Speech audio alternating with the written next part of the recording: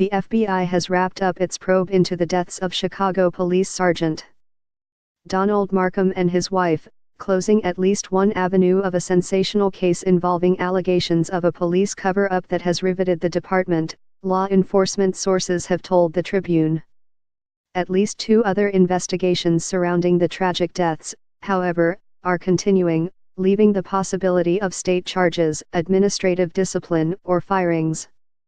As part of a nearly year-long probe, the FBI hired experts to review the autopsy reports and photos from the Northwest Side home where Donald Markham was found fatally shot in the head in September 2015 after a drunken argument with his wife, Dina, also a Chicago cop, according to sources.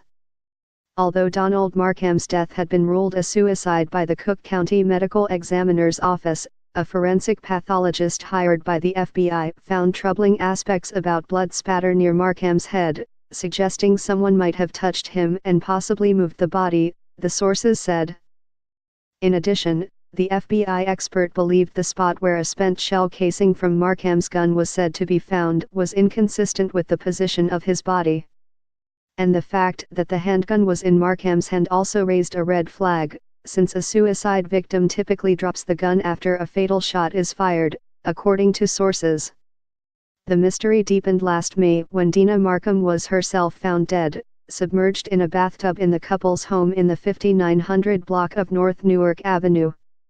Her death, which was ruled an accidental drowning, occurred before the FBI was able to interview her as part of its investigation. Last month, the FBI held an unusual meeting with officials at the medical examiner's office, where agents detailed the Bureau's findings, calling the suicide ruling in Donald Markham's death into question. A medical examiner's office spokeswoman said the initial Markham death investigation was put through a review by 10 other pathologists with the office. In those reviews, it was concluded that the body was not moved and that the position of the shell casing was, in fact, consistent with where the gun was found, she said.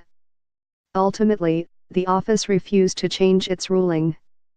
The clear preponderance of information and evidence supports the 2015 findings of the office, as well as the manner of death ruling of suicide, the office said in a statement. But the case is far from over. In addition to the federal probe, officers and detectives who were present at the scene of Donald Markham's death have been interviewed by prosecutors with the Cook County State's Attorney's Office as part of a parallel investigation, the Tribune has reported. Also pending is a separate probe by Chicago Inspector General Joseph Ferguson, who launched his own investigation early last year, focusing on whether any city administrative rules or codes of conduct were violated. Among the issues that could be problematic is why detectives called the medical examiner's office to report the death when they were already en route with Markham's body. It is general practice for medical examiner investigators to go to crime scenes.